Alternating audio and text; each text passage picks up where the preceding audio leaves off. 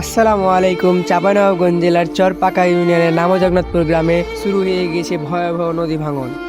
মানুষের মাঝে আতঙ্কের সৃষ্টি হয়েছে। পদ্মা নদীর পাশে আর মনে হয় না কোনো ধরনের জমি থাকবে।